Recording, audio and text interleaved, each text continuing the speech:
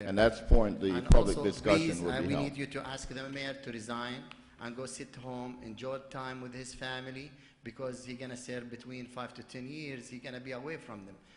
We please him, go home, sit, enjoy with your kids and family, go to restaurant, eat, and shave your head every day, and because you can't maybe shave it tomorrow. Brother Younes. Thank you so much. You have a Thank good you. night, sir. Thank you. Thank you.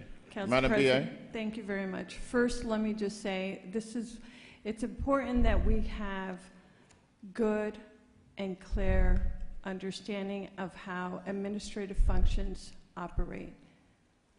Every single signature that is on any form is done when that particular employee has a senior member.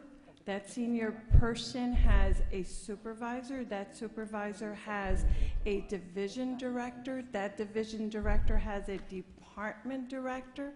And the policy that we have for overtime, and it is then finally signed by the business administrator. That's a chain of command, and trusting that every employee who is putting in for an overtime is properly identifying and going through the process. And by the way, for what Mr. Younes inappropriately stated, I've signed off on police overtime, on firefighter overtime, on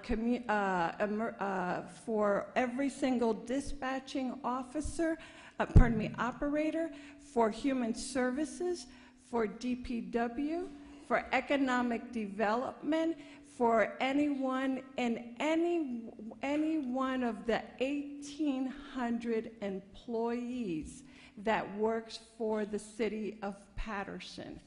My job is to make sure that they have properly followed the process and that the information is clearly filled out in terms of those documents before it goes to payroll for proper calculations as well as approval in that pay period.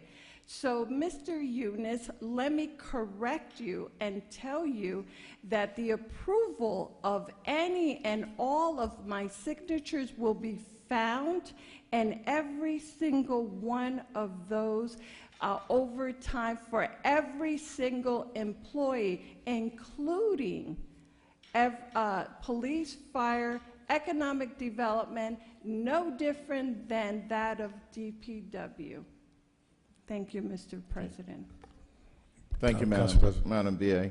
Do I hear you, Councilman Velez? Yeah, just simple. When